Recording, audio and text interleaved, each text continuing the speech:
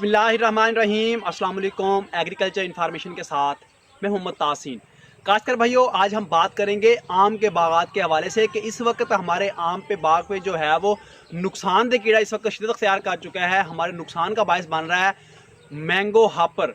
तो इसको हम किस तरह कंट्रोल करेंगे, तो इस हवाले से इन्फॉर्मेशन फार्मर तक शेयर करूँगा। तो इन्फॉर्मेशन जानने से पहले मेरी गुजारिश है कि ना तो मेरे चैनल को सब्सक्राइब नहीं किया, चैनल को फ़ौरन सब्सक्राइब कर दें ताकि हर नई आने वाली इन्फॉर्मेशन आप तक बआसानी पहुँच सके।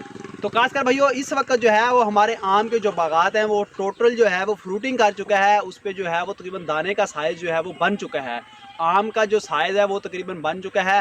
तो इस वक्त जो है वो मैंगो हापर जो है, जिसे हम आम का तेला भी बोलते हैं, वो इस वक्त शिद्दत अख्तियार कर चुका है, बहुत ज़्यादा नुकसान का जो है वो बायस बन रहा है।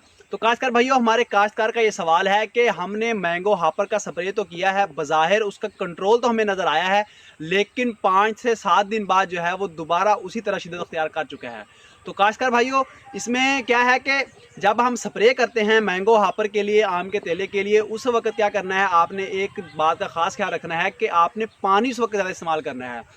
क्योंकि ऐसा होता है कि जब हमारे घने बाग होते हैं तो घने बाग के अंदर जो तने की करीब जो है और तने के जो मुंड वाली साइड है, इसके ऊपर जो है वो ख्वाबीदगी की हालत में जो है वो तेला मौजूद होता है, अंडे बच्चे उधर मौजूद होते हैं। हम स्प्रे कर देते हैं, बज़ाहिर वो बाहर शाखों पे जाती है, उधर तो कंट्रोल हो जाता है, लेकिन 5 से 7 दिन बाद क्या होता है कि उन्हीं तनों से जो अंडे और बच्चे होते हैं वो दोबारा जो है वो अपना काम दिखाना शुरू कर देते हैं।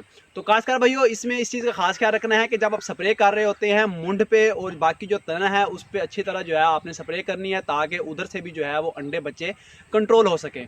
तो खासकर भाइयों, इसके बाद क्या है कि इसको बेहतरीन कंट्रोल करने के लिए जो जहरें हैं वो मैं आपके साथ शेयर कर रहा हूँ कि आपने मैंगो हापर यानी आम के तेले कंट्रोल के लिए जो है वो आपने क्लोथिनाडीन 150 मिलीलीटर फी 100 लीटर पानी के साथ जो है आपने स्प्रे करना है।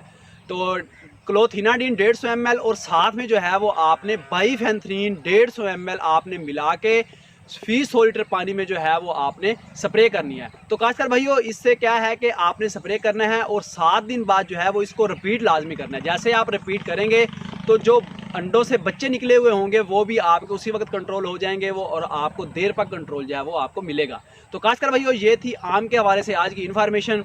अगर वीडियो पसंद आई हो, इसे लाइक एंड शेयर जरूर कीजिएगा। आइंदा नई इन्फॉर्मेशन के साथ हाजिर होंगे, तब तक के लिए अल्लाह हाफिज़।